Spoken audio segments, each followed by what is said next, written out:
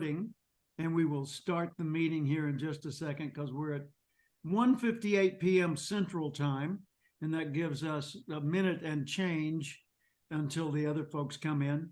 And by the way, would everyone look at the bottom of your screen to the chat and open your chat so that we can have that as a communication tool during this conversation? Also, Lisa sent out in advance, just a little while ago, some forms that I'm going to be referring to and documents I'll be referring to today. And so those will be important. And what I'm going to do is talk for the first several minutes as usual, and then we'll open it up for dialogue and explore where we need to go with this. So I'm doing the countdown right now. I can see 159 on my clock here going.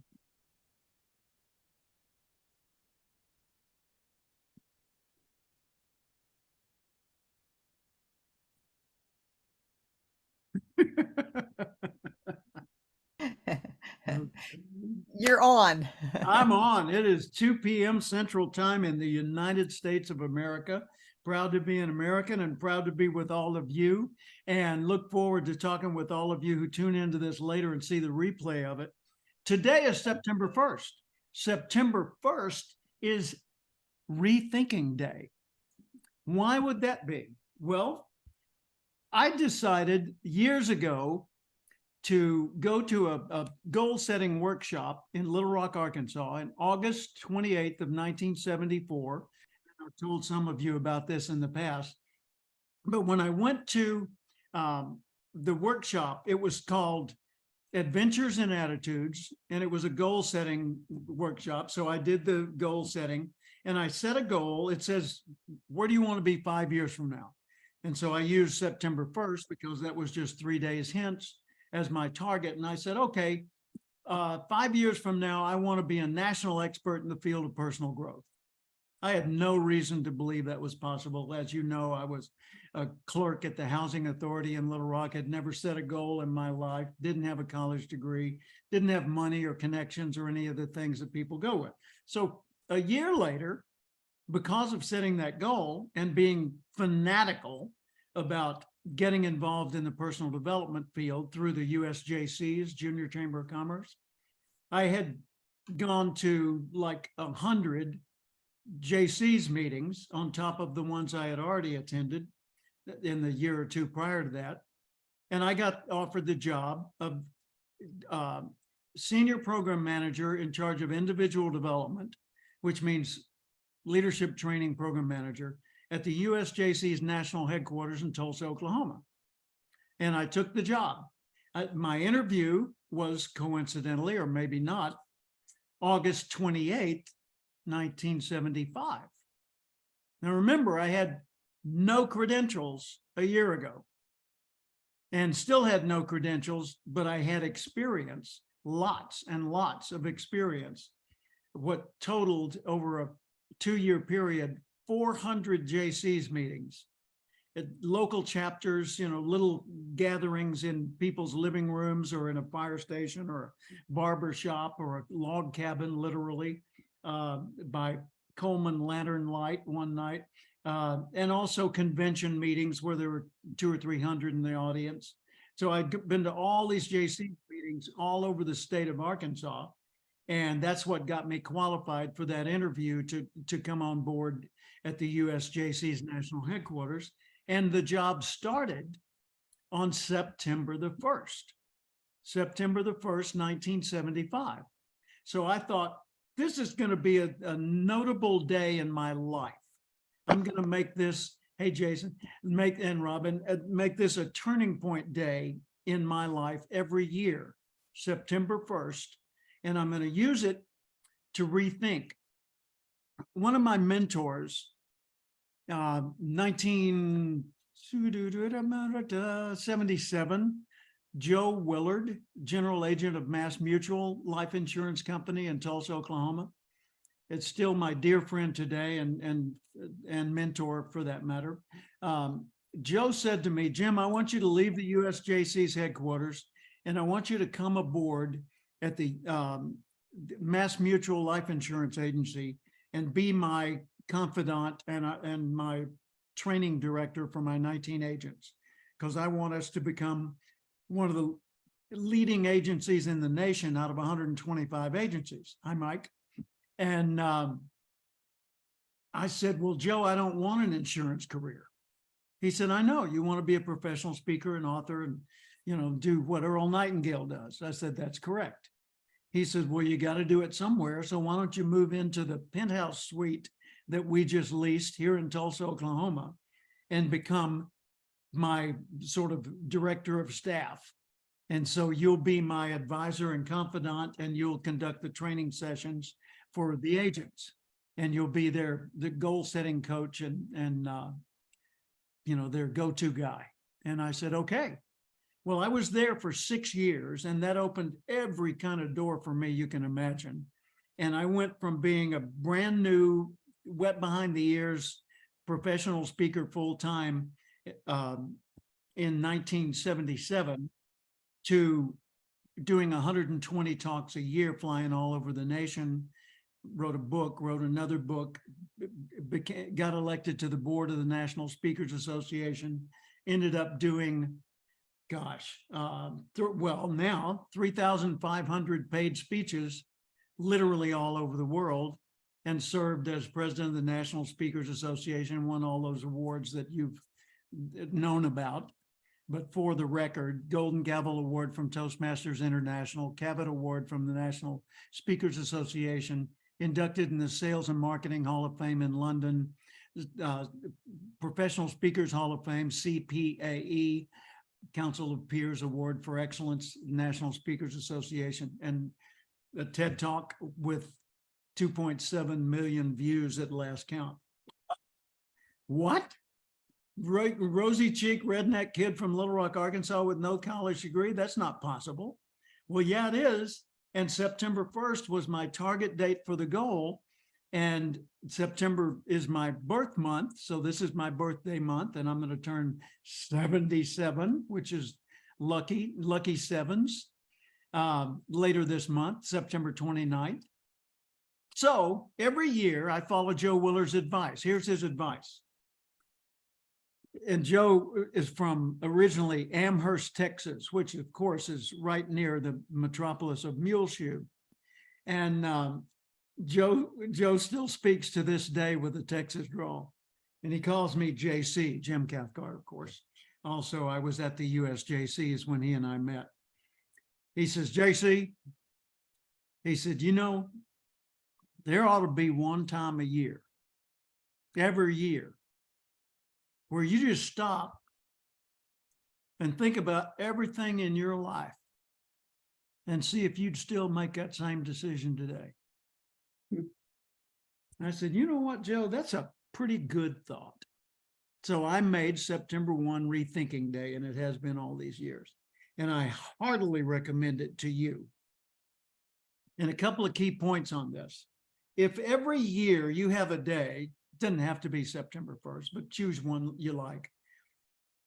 That day, it ought to be open game on anything you do, anything that's going on in your life is worth reconsidering. Now, I didn't say changing, because there are things that if you reconsider, you might have handled it differently, but you're in it and you're committed and you want to stay committed. Fine, that's cool. But there are other things that ought to have to sort of audition for inclusion back into your life starting today. You know, you just take everything you do and push it out there and say, okay, let me look at all of you. All right, who's next? All right, you're first. No, I don't want to do it that way anymore. See ya. I'm going to find a new solution for that one. Next, oh, yeah, of course, come on in. Yeah. And so you just let your life audition for re-embrace. And I mean mental, physical, family, social, spiritual, career, financial, emotional. Look at the whole spectrum. I got up this morning. Well, first off, I slept late this morning, but I was laying there in bed thinking, not lying asleep. And I was thinking, how do I typically start my day? What's the first thing I do? You know, first thing I do, of course, is get out of bed and brush my teeth and do a few ablutions. And And I thought about those, is this the most efficient or most effective use of my time? Yeah. So I said, okay, I'm good with that. Then I went in the kitchen, and my habit pattern every morning has been to go pour a glass of fiber drink and drink that, and then to get a cup of coffee and start my day. And so before I did it, I paused and I thought, okay, yep, you win, you get to stay. So I'm going to do that all day long. And I encourage you to do the same thing. Now, here's another thought. I was in La Jolla, California for 20 years. And my office was down in La Jolla Shores at first. It was right near the beach, near what called the Sea Lodge, La Jolla Shores Beach, and the La Jolla Beach and Tennis Club. And then later I moved up into the village of La Jolla, overlooking La Jolla Cove, just a dream location. Just, I mean, fabulous, fabulous office, because I sat at the desk and watched whales migrate up and down the coast. I mean, really, people dream all their lives of visiting that for a week. And that was my normal day, Cynthia, normal day. And so when I was sitting there one day, I decided to go to, well, it was the end of the day, and I decided to go to my car. And as I was walking to my car, a neighbor, an office neighbor, was walking to his car, Spencer Johnson, author of Who Moved My Cheese, co-author of The 1 Minute Manager with Ken Blanchard, author of a whole bunch of other books, which sold millions and millions and millions of copies. Well, I knew Spencer. I didn't know him really well, but I had socialized with him and his wife, Leslie, and my wife, Paula, and Leslie went to lunch together occasionally. So Spencer and I are walking to our cars. Well, not really. I was walking to my car. He was walking to his Bentley. There's a difference. And he said, Jim, he said, you have a few moments? I said, what do you mean? He said, let's go down on the beach and get a glass of wine and watch the sunset. And I thought, well, now that's cool. And so we went down to the beach and tennis club, and we sat out there on the sand and looked at the waves. And we were enjoying a glass of wine. And he said, I've thought about people in your field. I said, what field? He said, human development, motivators, authors, speakers, people that do what you do. I said, yeah. I said, what did you conclude from your thinking? He said, well, I realized that it's pretty easy to separate them into two groups. I said, really? He said, yep.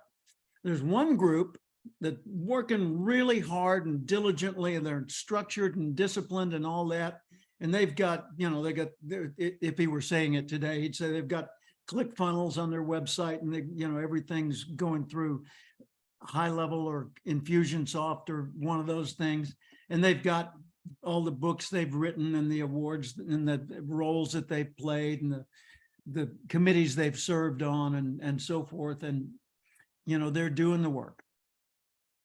And then there's another group that's way smaller than that first group. And they're getting probably 10 to 100 times more payoff from the things they're doing. I said, well, what's unique about group 2? He said, they're the group that's focused only on what really, really, really, really matters to them. I'm liberally paraphrasing, by the way. But he said, one group is doing all the right things, and the other group is doing only the things that deeply matter to them. And that second group is getting far more payoff from their energy than the first group. The first group is like kids going to school to get A's. Well, they're going to get A's, probably if they listen to their instructors and do their homework and apply themselves. But are they going to graduate with a newer level of awareness of the world and a greater confidence going forward to make it a better place? No, probably not so much. So who are the kids that really get ahead? Well, Mike Shires, our Dr. Michael Shires from the School of Public Policy at Pepperdine University when he and I met, and now at the University of Austin, Texas, starting a whole new organization as what is it, director of staff and strategic alliances. Is that right, Mike? Yeah, chief of staff and VP. Yeah. Well, you're a perfect person to refer to in this context, because what the University of Austin is doing is, or has done, is created a very unique hybrid educational experience where, despite all the indoctrination that's going on in the rest of the education community, this university is dedicated to talking about whatever matters, even if it's a taboo subject. In fact, they even have a curriculum that falls under the heading forbidden courses. Comment on that just a moment, Mike. Yeah, I mean, one of the challenges I always tell people, it's like, I'm kind of Captain Obvious. I'm working to build a university where the open exchange of ideas is encouraged. And I think, that still happens in places, but the culture of higher education institutions has created kind of all these barriers. And so, one of the really interesting questions is, once you decide to build a new university, everything's on the table. So, how do your financial systems work? Well, we don't have to follow the rules the Department of Ed created over 50 years. We can come up with more aligned, hopefully cheaper approaches to doing all those things. And so, it's about creating a culture of entrepreneurship. Not only in terms of the thinking of the faculty and the staff, but that creativity that comes from, how do you do this better and differently?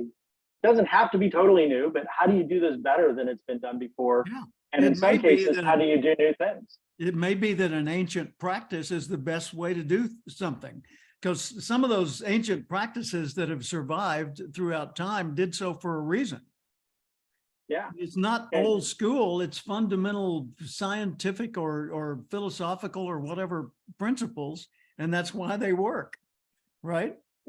Yeah, absolutely. And I mean, one of the most important things is to remember, education is a human experience. It's about interaction, and it's about growing based on new ideas and new thoughts and new processes. And sometimes it's almost painful when you think about challenging your assumptions about the world. Yeah. If you're not uncomfortable, you're probably not growing. Exactly. And thank you for that, Mike. And another thing about his university is the faculty they've assembled are people from Harvard and University of Chicago, and from, international institutions of huge stature, and former university presidents and business leaders and philosophers, and just an astounding intellectual asset to draw from. Well, you and I can do that in a different way in our own lives and our own businesses day to day. So starting in this case, September 1, Rethinking Day, you just take a fresh look at what really matters in the field that I'm pursuing, in the path that I'm following. And have I prioritized that the way it ought to work the best? Joe, and this brings me to another thing that Joe Willard shared with me. He said, JC, I want you to come into my office. So I went around to his big, spacious penthouse office in that insurance agency. And he said, come over here to the bathroom area by the sink. And so I walked over by the sink with him, and he picks up a cup. I'm looking to see if I've got one back there. I don't, but let's use this little water bottle as the example. He picks up a coffee cup, and it's got some water in it. And he holds it over the sink, and he says, grab my wrist. Why? Jim, just play along. Okay. So I grabbed his wrist, and he said, shake my hand. So I shook his hand. He said, no, come on, really shake my hand. And so I shook his hand like this. And of course, water spilled out all over the sink. And he said, why'd the water come out? Duh, I shook your hand. He said, okay. Then he emptied the cup and dried it out. And he held the cup up. And he said, grab my wrist. Shake my hand. Shake it harder. So I shook it. He said, why didn't water come out? I said, wasn't any water in there. He said, right. And you need to remember that. Huh? You need to remember that, Jim. I said, what do you mean? He said, you've been, now this was 1978, maybe something like that. He said, you've been going around the country giving all these speeches and motivating people and working with my agents and me here. And you're working on a faulty assumption. I said, I am? He said, yeah, you assume everybody can be motivated to become good at pretty much anything. I said, well, anything's possible. He said, no, not, it is not. Many things are possible, but anything, not so much. He said, Jim, the cup, the reason you couldn't get any water out, no matter how hard you worked, was there wasn't any water in there. So wouldn't you do a whole lot better if you would help people discover what's in there first, and then show them how to get that out? And I thought, BFO, blinding flash of the obvious, right? Oh my gosh, thanks, I needed that. So that was, you know, sort of my wake-up call that day. Now, let's just do a quick review. There ought to be a day every year where you rethink everything that's going on for you, just to see if you still ought to be committed to that, okay? 2, it's going to give you 10 to 100 times more power to focus on what really matters to you and what you're naturally good at, which would be point 3, than it will for you to get all the parts right and to be an A student and get the star in the middle of your forehead because you did such a great job in class today, right? So here are some things to rethink.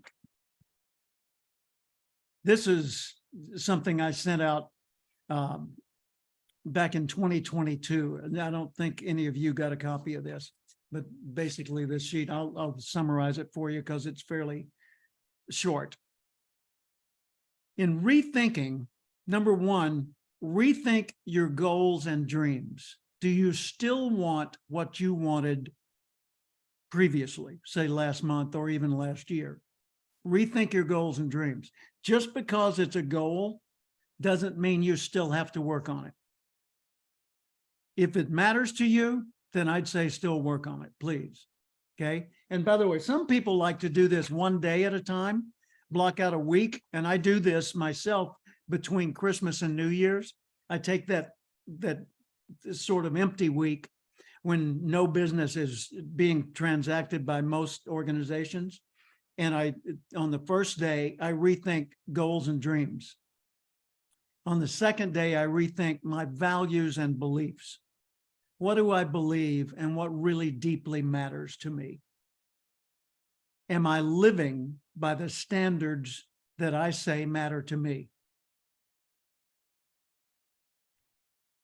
They say, by their works you shall know them, right? What does this person believe is important? Well, let me watch them for a while and I'll tell you what they believe is important. And I don't even have to talk to them. I can just watch them because your patterns show what matters to you. Well, no, what matters to me is this and this, but I have to do those. In other words, your commitment to doing those takes precedence over these other things. Oh, well, yeah, I guess so. Okay. So by observing you, I can see what matters to you. Day 3, rethinking your daily work patterns and habits. At what time in a day do you typically begin to work, doing productive work? Right? And what are the patterns you follow? At what time in the day do you typically stop work? Is that a good plan? Is it worth rethinking? Okay, day 4 or step 4, rethinking your personal habit patterns and routines. How do I start, stop, adapt, and end each day? How do I react to the things that come up? Am I driven by my email inbox or my mail or by somebody else's priorities? Or am I driven by the goals I've set and the commitments I've made and the choices that matter to me? And those choices may involve, and probably do involve, your commitment to other people, which is great and noble. I'm not saying be totally selfish. I'm saying, like, to take the biblical example of the Good Samaritan. If the Good Samaritan didn't have his own act together, he couldn't have helped anybody else. So if you're going to help somebody, you better have your own act together. Get your own house cleaned up so that you can welcome guests, right? Day 5, rethinking your primary connections, primary relationships. Who do I spend my time with? What percentage? And that's kind of it's not just who you're connected to, it's to what degree are you connected to them? Because you might be connected to some people that you don't want to disconnect from, but they're not good for you because they're pessimist, or they're afraid of life and the world, and or they think small, or whatever it happens to be. You like them, you're okay with being connected with them. You just don't want to make that a big deal. You don't want a big dose of that pill, right? So you can manage, as a matter of fact, you do anyway, you can manage the percentage of time you spend with each of these connections. I'm just saying, be more intentional. So rethink, who do I spend my time with? How much time? And how do they affect me? And how do I affect them? I was on a board of directors, Boys and Girls Clubs out in California for 5 years. And I started by just going to a couple of meetings and contributing some ideas. And then they kept involving me more and more. And I ended up one year doing 53 meetings. Hello, 53 unpaid volunteer meetings for that organization. Well, I care about the organization, but good heavens, that's a career, right? I mean, that's a full-time job commitment, 53 meetings. And I backed off from it on rethinking time and said, I really need to change this relationship. So I went in and I said, look, I'm willing to do the things where I'm the most valuable, but I'm not willing to be there all the time like this. And they said, okay, and we shifted my duties. But I was still able to go there and have a positive impact and feel that I had truly served. And I also showed up at their annual gala and was either the master of ceremonies or featured speaker or the chair of the entire event or something like that. So rethink relationships. Day 6 or step 6, rethink your financial habit patterns and practices. Are you aware of every cent that every dollar, every penny that comes into your life? Are you aware of it? Have you paused to just notice it? Or does a lot of it just flow through and you don't think about it? Well, the more you notice, the more you know, the more you know, the more intentional you can be. And the more intentional you are, the more your life turns out the way you'd like it to be. Starts by knowing, starts by awareness. So you got to, first thing is you've got to increase your awareness on any subject if you're going to make a difference. Second is you've got to increase your awareness means notice the patterns. Second, you got to do a pattern interruption. If you don't pause, the pattern will continue under its own momentum. So occasionally you've got to just pause and say, that's not working for me. I don't have a new solution yet, but I need to be looking for one, right? So is your existing habit pattern working for you? And second, do you know where every dollar in your life goes? Knowing where it comes from, the one thing, knowing where it goes, another. My son came to me years ago when he was a teenager, like 12, 13, said, I want my own money. I said, what's the deal with that? He said, well, my friend, John Sten he gets an allowance from his parents and I want an allowance. I said, so you just want me to give you money like every month? He said, yeah. I said, no. I said, I'll tell you what I'll do. I will make a deal with you to where you have your own money. And at first you can control a little bit of it. And then over time, you'll control more and more until you control all of it. And at first I'll pay certain things for you. And then after a while, we'll increase your budget and you can pay those things yourself so that you're in control. But you've got to learn fundamentals. You got to learn first to notice every penny that comes and where every penny goes. If you find 15 cents on the street, that goes in your record keeping that day. And we're going to have a little notebook. And if you get $20 for your birthday from grandma, that goes in your little notebook. And everything counts. And he said, okay. And it took a while that first year to get him to where he was more aware. And then at the end of the year, we did a recap of all these little scribbly notes he had made, which got better month after month because I'd meet with him each month for 20 minutes or so and review it. And by the end of the first year, he was very aware of money and its role in his life. And we got to where over about a 5-year period, I would give him a couple of $100 at the start of the month, 20% of which he was expected to save before he even started spending. And he would handle all of his expenses for the whole year, except for things like insurance and healthcare. And he would pay his school expenses. He would buy his own clothes, things like that. And if he needed extra money, I would tell him, we will cover these things. For those things, you're going to have to get a job. Well, where do I get a job? I don't know. Go mow lawns. Go pick up trash. Go ask your neighbors if you can help them with something. And he did. And he earned extra money. And by the time he went to college, he had $3,000 in savings and knew how to control his own money. And so when he went off to college, I didn't have to worry about him ending up in a financial hole. And now he's resort manager of a Four Seasons hotel. My God, 25-year celebration the other day. They gave him a big plaque. Dang. And all that started by rethinking. Yeah. So final one, let's see. Day 6, really financial. Day 7, rethink your bucket list. What are your dreams, goals, milestones, and achievements?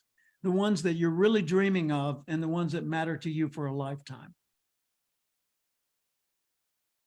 And then when all of this is over and you feel like you've done a really good job on your rethink journey, day 8 or stage 8, what percentage of my attention and energy is each part of my life receiving now? Mental, physical, family, social, spiritual, career, financial, emotional. Do I like the way it is now? Is there anything I'd like to change? Because years ago, someone asked Sigmund Freud, how do you make decisions? He said, I flip a coin. He said, I get something I want to decide.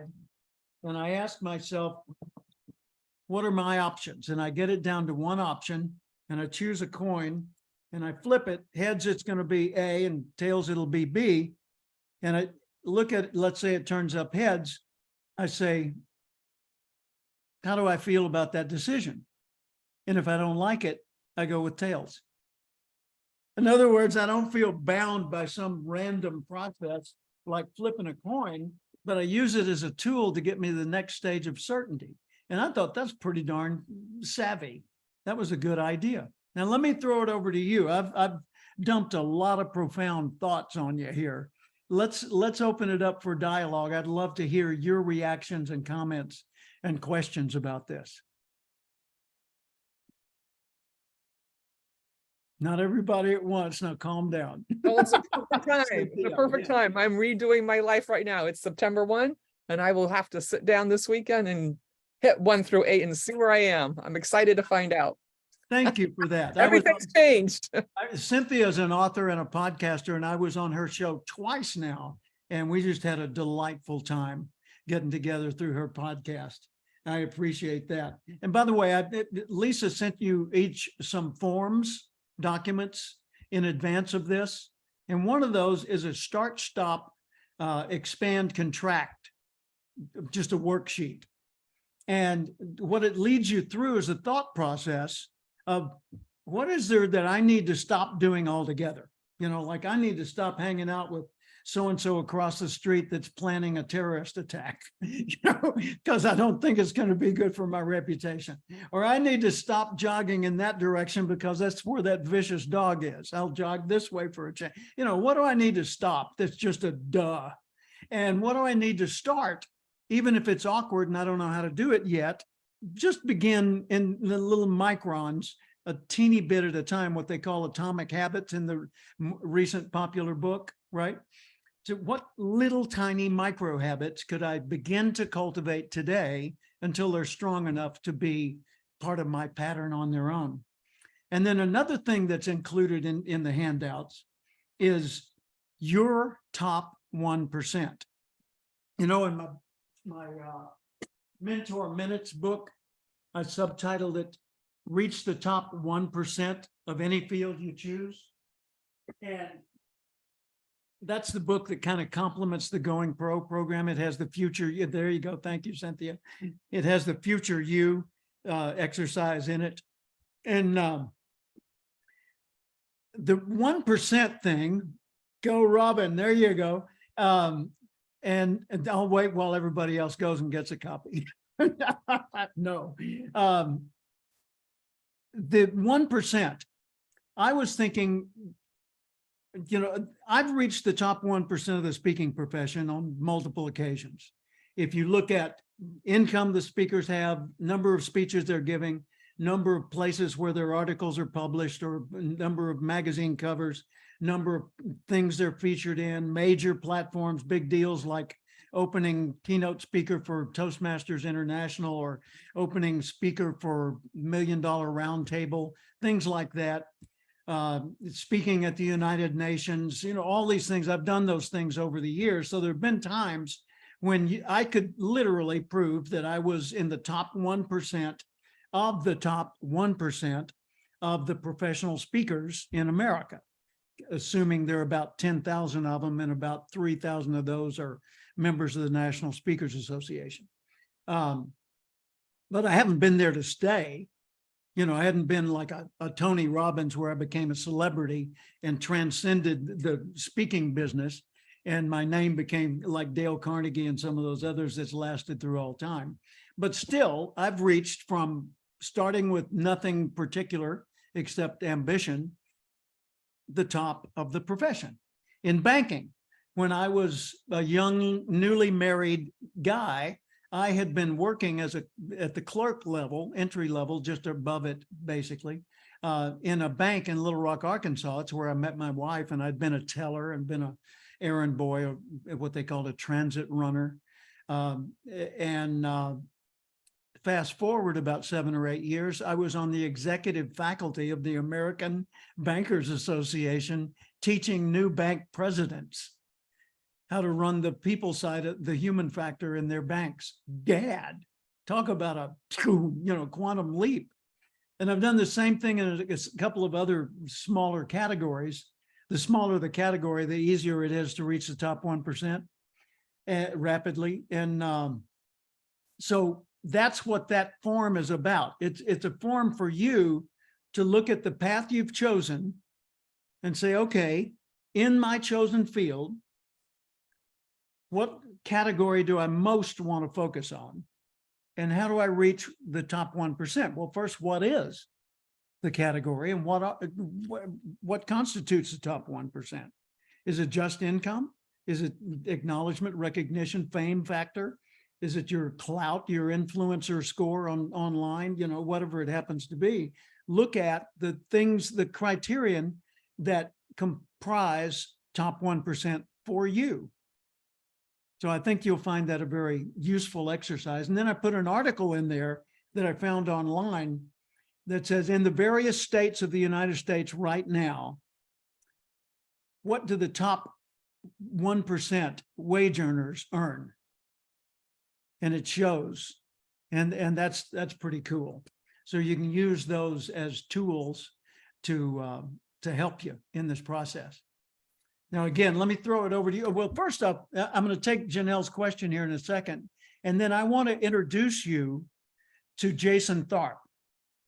And now, so Janelle, you're on. Okay.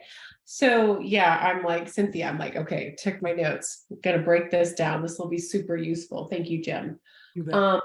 as I'm building, and this is just kind of how, I don't know if anybody else has this happen, as you're building and you get a clear picture, this is my campaign, this is my ad campaign, this is the videos, these are the videos I'm making, and you push this out there and you get your feedback and you regroup, my brain will hit a place where all of a sudden it's like, that was super clear, and now I am bogged down. And it's like full stop. What is a useful way? It feels like it's kind of like this. It's like, okay, rethink. What's a good way to take a couple steps back and sort through all the things? You just did a huge thing or whatever, and you get full stop. How do you get out of that space quickly? Very good question. Who's got a good answer? Bourbon or wine, either one works. Robin Kreisman. Say again. All right, bourbon it is. Bourbon or wine, either one works. I haven't thought of the bourbon. I'll do that one. There you go. Yeah. Yeah, Jason. Well, I have that happen to me all the time because I'm kind of a hyper creative person. So what I tend to do, what's really helped me in that process, especially in writing and stuff like that, is that I realized that I got so fixated on what I was creating that whenever anybody brought something up, it kind of jived opposite direction. And so the confusion. So rather than being set in my ways of realizing I thought I was right the whole time, kind of being able to admit to myself, man, I might have been wrong there, and then take that impact that whatever somebody told you, figure out a way, does it actually work? Is it worth actually changing what I have set out for myself? And then if it's not, then I just kind of say like, okay, cool, it's feedback over here. Then if it comes up again from somebody else, then that's when I actually address it. Otherwise I kind of let it go and just keep moving forward towards what I want to do, knowing that that's kind of back there in the background, and just keep, sticking to a schedule of making or creating. That's worked really well for me. So Jason, would you take like a minute or two and tell the group your basic overview story, not the whole backstory. I mean, we can get that, but by the way, go to jasontharp.com and you can discover the many wonders of this guy right here. He's the newest enrollee in the Going Pro program, and just a fascinating guy and an artist as well. Yeah, I guess quick cliff notes. I've wanted to be a storyteller since I was like 6. Just told my whole life of all the things I would never be able to achieve. Decided that one day I was going to stop being an adult and pretend I was 6 again. Started writing books. I have 23 books out with. Now pause for effect. Yeah. He's got 23 books. 23, yeah. Holy moly! Yes. And re-switching all over to doing adult stuff, which I just finished book 2. And I'm outlining book 3 in that, which the first one will come out in spring. But then probably like the coolest cliff note of my journey was July 12th, 2021. I had a seizure and found I had a grade 4 glioblastoma. My first doc, who was no longer my doctor, told me I'd be dead in 7 months. Fast forward 2 years later, I'm completely clear. My last scan was last week. I just basically have a black hole in my head now where the tumor was. Does it echo? So, yeah, exactly. Yeah, there's always proof. I get proof that I do have a brain in there every 8 weeks. But what I've decided to do is, if I waste that story and not tell people what I've learned from it, that I would be doing a disservice to what I'm supposed to be doing. And I've always been drawn to writing stuff that I wish I had when I was a kid. And through the process of writing, I've kind of figured out that I'm not all those things I hated about myself. And now I use that to help people find themselves and get unstuck. My big goal, as I've shared with Jim, is to become the world's best hope dealer. And because I think hope is an amazing place to start, but it will do nothing unless you take action. So that's kind of what I want to help with. So, yeah. Thank you. That's wonderful. And the more you learn about this guy, the more you're going to love about this guy. And I love the whole idea. I'm excited about this as a project, taking the word and the concept of hope and making him the poster child of what hope looks like when it comes driving down the street. that's a very exciting and worthy goal. Yeah, And we just, Lee- I'm sorry, I was going to add to kind of let you know it's actually in action is that I bought the domain Beyond Hope project, and I'm filing all the trademark paperwork for Hope, the acronym of how I use it when I do keynotes and stuff like that. But really kind of putting together a resource center for people to come find. It's not a cancer thing. It just so happens to be that the guy that started it had cancer. Yeah. It's because, you know, being a cancer guy is the Let last me thing. make a quick recommendation, and that is that when you're looking at domains, continue to shop occasionally for the simpler, quicker, clearer, singular domain. Whatever you can find that gets, you know, Beyond Hope Project is a long thing. And most people won't remember that unless you feed it to them 3 or 4 times in a row and show it to them visually and so forth, which you can clearly do through your cartoons and your art. But look for ways to just make it more and more succinct over time, so that, you know, when someone says Tharp, that's what is that, an Anglican, you know, English heritage? No, it means hope. What? Yeah. Yeah, hey, why not, right? Okay, but look for ways to make everything come back to that same central spot. And I'd like to shift for just a moment. Lee, if you don't mind, may I share with the group a little bit about your backstory and ask you to elaborate some? Sure. Thank you. Well, I've had the privilege over time of knowing 3 amazing gentlemen who at one time were all housed together in Vietnam in the notorious Hanoi Hilton prison. And that's Captain Charlie Plum, Navy pilot, Captain Gerald Coffey, who recently passed away, also Navy pilot who lived in Hawaii up until recently, and Colonel Lee Ellis of the U.S. Air Force, who is with us today.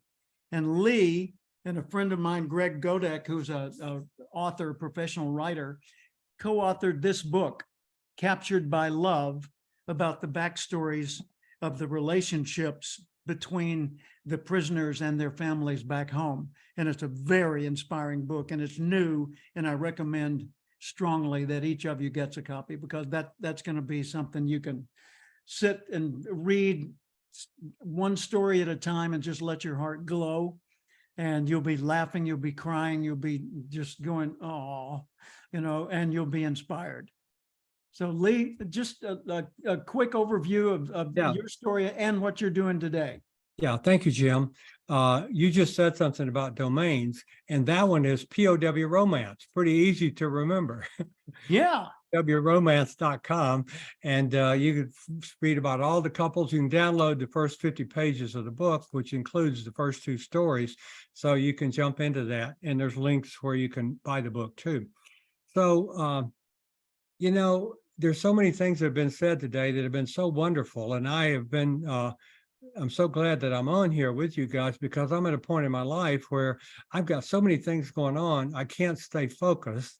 And it's been kind of stressful this year. We're launching that new book. It came out in May, but then I also do leadership consulting and training and a lot of speaking. So it's been running around. And so I'm so glad I was on here with you today, because I'm going to go through those 8 steps. I promise you, they will be very helpful to me. But I grew up on a farm in North Georgia, plowing mules and looking up at the sky during the Korean War, thinking, that's what I want to be, plowing and flying. I don't want to be plowing mules. And so sure enough, I qualified in ROTC at the University of Georgia. And 3 days after I finished, I went to flight school. As quick as I got through flight school, I went to, my son was F-4 Phantom, a fighter pilot, a fighter aircraft, F-4 Phantom, pipeline Southeast Asia, which meant as quick as I got combat trained, I was going to the war. And I did, and I'd been there about 4 or 5 months, and on my 53rd mission, I got shot down and captured. And I came down and I did everything like I was supposed to do. But after I got on the ground, they surrounded me and captured me. And Took me 2 weeks to get to Hanoi and went to the Hanoi Hilton, lived in a cell 6.5 by 7 feet.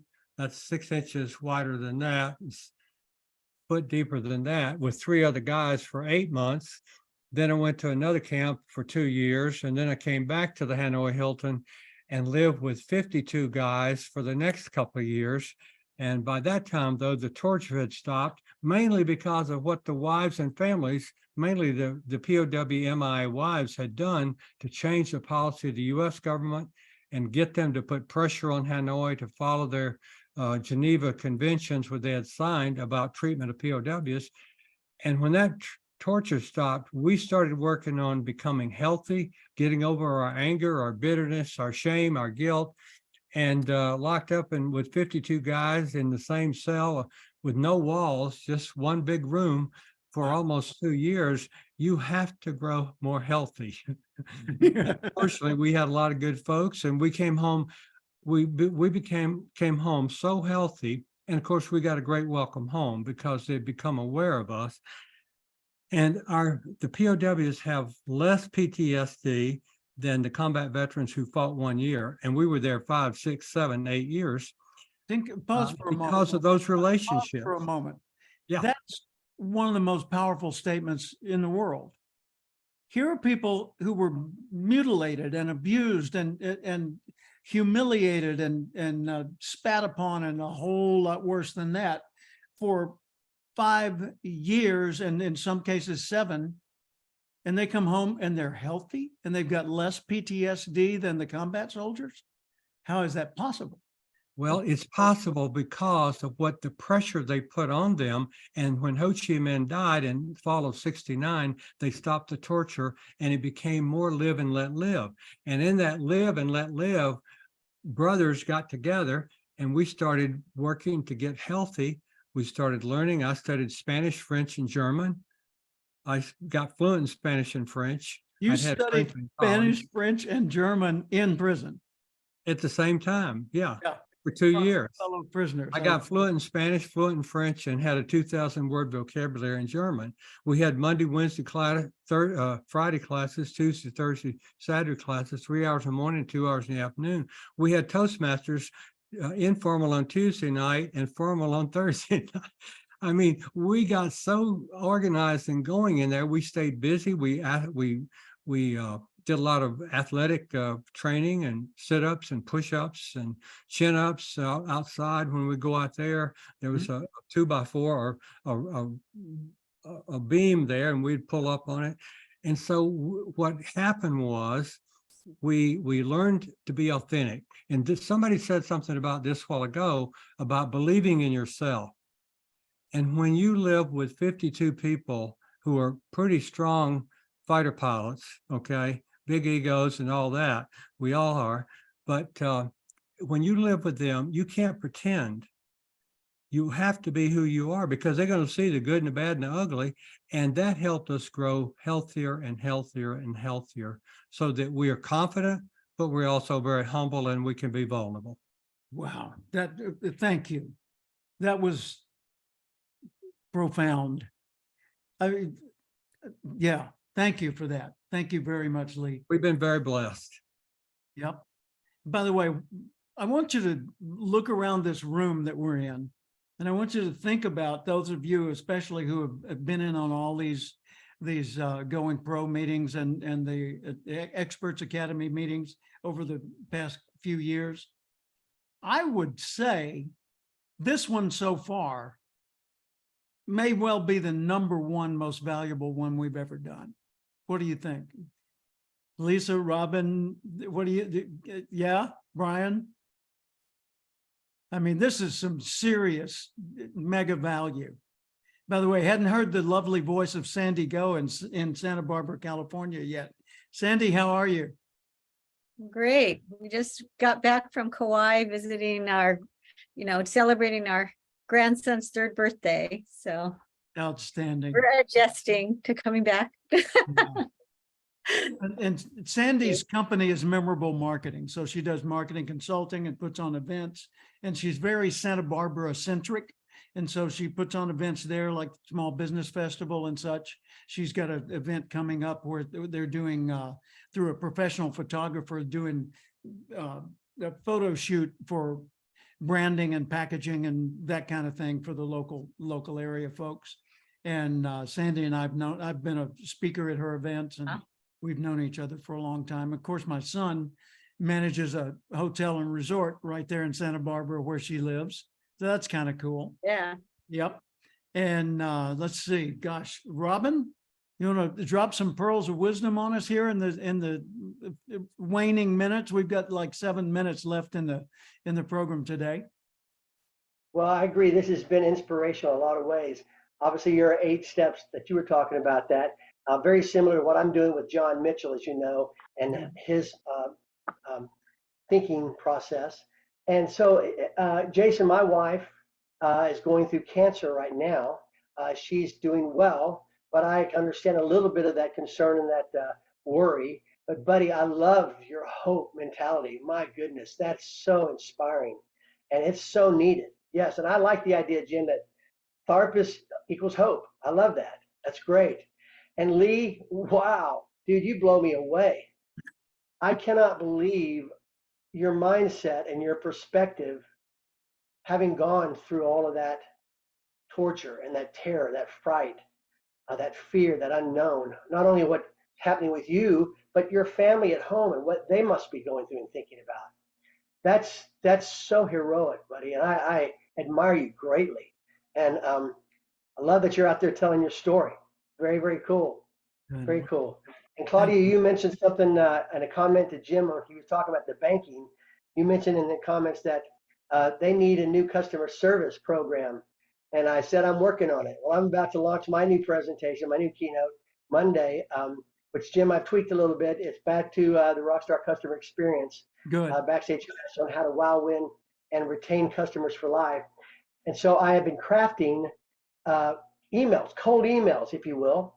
I've got 60 actual names of directors of training and development for 30 companies in San Antonio and 30 companies in Austin. I'm going to be doing something local regionally before it goes out to my national clients. But Jim, I've sent you a couple of versions of it. We'll talk about it later. I look forward to that. And by the way, not cold emails. Emails can't have a temperature. They're either introductory emails, first emails, new emails. You spanked me on that last week. I know. I forgot. Yeah. Yep. That's the word I'm using to get ChatGPT to help me every once in a while. So that made sense to them more than me. Yeah, we've got to educate ChatGPT so that it knows how to speak the right language. By the way, Mike Shires, thank you for dropping in today and being here with us. Any comments, observations you'd like to share? And then I'm going to go to Brian next, by the way. I think this whole process of reflection is just so critical, and it's a great reminder. I mean, we're in a startup mode here, and you don't have the time to take so often, and it's important to remember that it's important. It's actually more important than the stuff that's happening. Yeah. And so I mean, I think that that's such a powerful reminder, and that the dimensions that you kind of laid out are really useful. I think one that I always add. And I mean, it's encapsulated in this, but it's actually the specific people relationships. It's more often it's what relationships have you forgotten about? Yeah. And it's kind of inventorying those worlds, just like you and I reconnecting, after both of us migrating from California and stuff like that.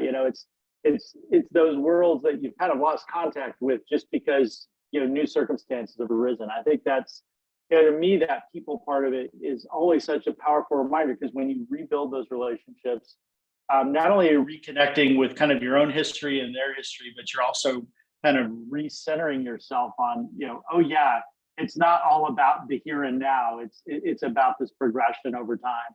Exactly. And I spoke for Michael's class when he was the professor at Pepperdine in charge of their public policy curriculum. He brought me in to talk about speaking. And so I spoke on speaking skills, and that, of course, my latest book, my 25th book now, is on speaking. And I did send you a free copy of that. Good. You did?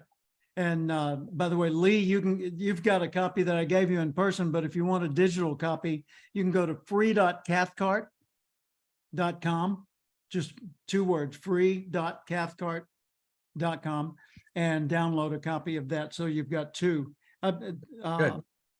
I'm just blown away that all of you are here. I think this is such a privilege for me to be in a position to share some thoughts that might help you make your own life a little bit more effective. Brian, you've been with me a long time, like Lisa Marie.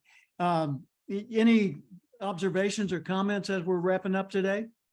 Yeah, just several things. First, I wanted to say so much gratitude and appreciation for what Jason and Lee in particular shared today. But everyone in this whole group, I just feel like we all raise our energy. I always come out of these more inspired, more energy, more ideas, just by, sometimes it's by seeing someone like Jason talk about writing those 23 books, you know what I mean? It's kind of like, okay, let's step it up, you know, that type of inspiration. Or Robin saying like he's doing these videos and all this. So no matter what it's being. But I really also just was thinking to myself that there's this quote, you don't have to be sick to get better. And I just kept looking at like us as a group here, and I'm like, man, we're all just going up. And I was thinking about it skipped my mind right now, but the guy who did the pyramid and John Wooden. No, not John Wooden, Oh. but it's anyway, the bottom is deficiency motivated, Maslow's pyramid, Abraham Maslow. and the bottom is deficiency motivated. And that's where like 90% of the world is working. And then I look at this group and we're at growth motivation. Yeah. And that's a huge separation. So I just really appreciate just the whole spirit and the whole feeling of everyone here. Thank you. I appreciate that. And let me make a comment, and then a quick comment from Cynthia, and then we've got to wrap it together. The comment is going pro. The way I structured it is so that people that have already decided to succeed, as opposed to those that are dabbling, would have a place to go where they could get rocket fuel to go along the way. So if a person's not ready to commit to succeeding, this isn't the place for them. If they say, you know, enough of this, I'm tired of just getting by, I'm going to choose this lane and I'm going to be one of the best in it. Maybe not the best, maybe the best, but I'm going for this lane and I'm all in. I'm raising my expectations, the standards that I live by. I'm raising my goals and my sights. I'm going to seek out people at a higher level that I can learn from. And I'm going to structure my life around this in such a way that I make advancement much more rapidly. And so those folks, I know they're going to do the homework. I don't care if they do their homework. They care if they do their homework. My role is to just be a resource to them. And what I want as an outcome for them is for them to be crystal clear on what matters most to them and how they're going to get it, so that they have the confidence and then the courage to boldly go right in the face of huge challenges and know that they're going to get through it somehow. Like the young woman in my audience years ago said, how did you know you were going to succeed? I said, I didn't, but I knew I wasn't going to give up. So success sooner or later is going to cave, right? It's mine. I'm coming for you, right? And the way this is built is it's built to take you almost surgically into looking at VIDAH. VIDAH. How can you become more valuable to those you are serving or those you want to serve? And how can you show that you're more valuable? How can you become more intentional in everything you do? You do each thing because you meant to do it that way. How can you be more disciplined about it? If you don't have the discipline, How can you acquire it or get a system that sort of does it for you or build it into your workflow? How can you become more accountable, meaning open and honest about everything, accountable to others in everything that you do, so that trust is never an issue because they know you hold yourself accountable. They don't have to. And then finally, how do you become more honorable in the way you do everything you do? Be a statesman, be a diplomat, be a role model in your lane so that others look to you with admiration and they listen intently because they know they can respect you because you're telling them the truth and they never have to wonder about that. Janelle had said in the chat, Lee, my uncle was shot down during World War II and was a POW in Japan. Wish he had met you and it would have been healing for him. I bet it would have. Thank you for sharing that. Quick comment on Cynthia, and then I've got to respect your time and wrap this up. I'm just Cynthia, like, wow, what a group. And I yeah, feel related to all of you. I mean, my goodness. I want to Lee, highlight one thing with you, and that is no, Your new United book. States Air Force family, and my little sister who Is I that right? raised is Colonel in the United States Air Force and commander down at Lackley Air Force Base in Texas and San Antonio. And she's coming up to visit me next Monday. Outstanding. Well, my brother-in-law, Sam, is a Delta pilot who graduated the Air Force Academy and has flown all over the world. And then he left the Air Force. He trained at Lackland in San Antonio as well. What I wanted to mention about Cynthia was we had this fun experience on her podcast twice. And in this last one, she sent me a copy of her upcoming book, which it's an exciting book. It's way off course from what we've been talking about, but still a fun read because she wrote in the context of high-end luxury yachting and cruising around the world. So what's the title of the book? Savannah Seas.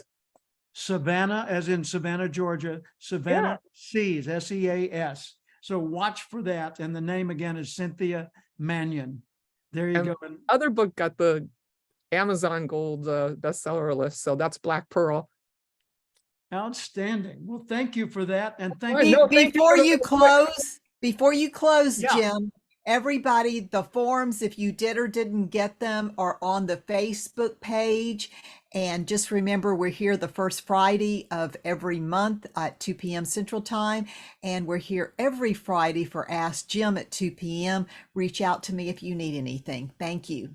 Very good. And by the way, the Facebook page is just for the people enrolled in Going Pro or the Experts Academy. So, that's where we'll post the recordings of the meetings and all the resources like that. And there you go. But this was an open forum. I decided for Rethinking Day to make it open to the public. So that's what today is about. And I think I'll post that on my regular Facebook. All right. God bless you all. And thank you for being here. I love that we're connected. Come again, bring friends, send me prospects, and I'll do the same for you. Okay. I'm going to bring all the bankers when he goes and trains. There you go. There you go. There you go. Send them to Robin. Take care. Happy Labor Day. Happy Labor Day. Happy Labor Day. Yes. Thanks, everyone. Thank you. Nice to meet you. Bye.